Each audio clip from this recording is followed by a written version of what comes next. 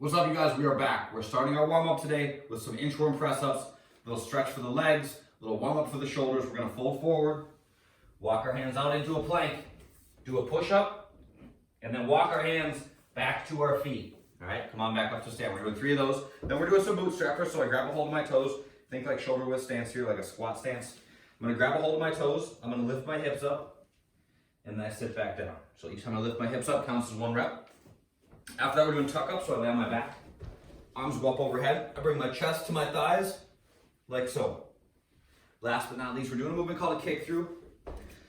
Kind of goofy. We're going to move opposite hand and foot. Okay, so I go to a plank, and then I'm moving my right hand and my left foot as I kick through. Okay, then I switch, go back the other way. Don't kick my dining room chair.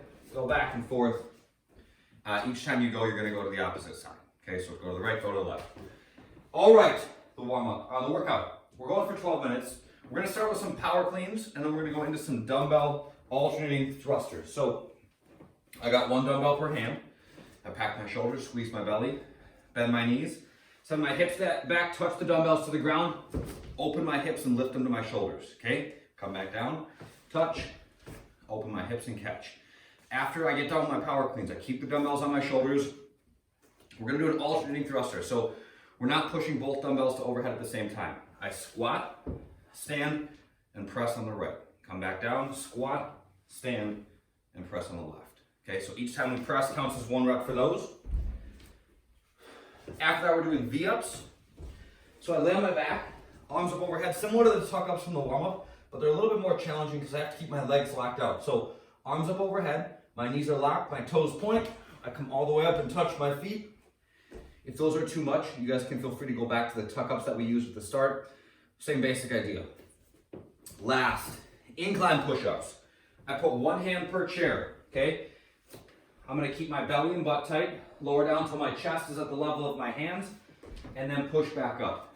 If those feel too challenging, go to a countertop, go to something that's higher up. The higher the incline, the more the incline, the easier they'll be. The more horizontal you are, the more challenging they will be. So find the incline that's right for you.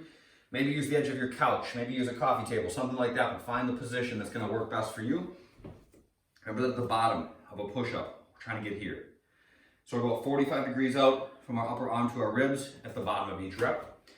The body weight version of this thing, gonna be very similar. We're gonna start with jumping lunges. So I step out, jump the transition, switch, back and forth. Then I'm doing just basic air squats, V-ups, and incline push-ups. We already talked about those. You guys know those.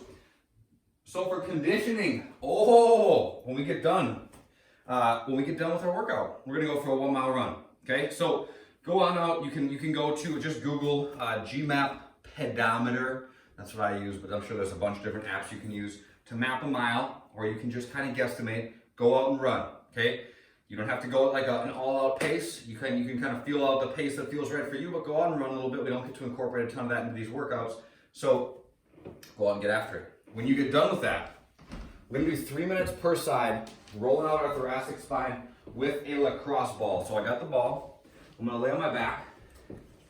Ball goes to the left side of my spine. I'm just going back and forth, moving the ball as I go. So my hand taps the ground, my arm comes back to my side. My hand taps the ground, arm comes back to my side. We're just going back and forth like so. We're moving the ball up and down our spine throughout as we go.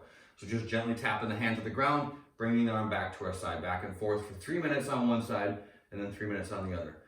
We can work all the way from right the base of our neck to like mid back. So you just like work the ball up and down. We're not on the spine, we're not on the shoulder blade. We're right in between the two. Okay, so just move the ball up and down as you go. Find some spots that feel tight. Everybody's got like one spot that feels a little bit more tender or tight than another. So get to that spot and spend a few extra seconds there working on it. And I think you'll feel better for your efforts.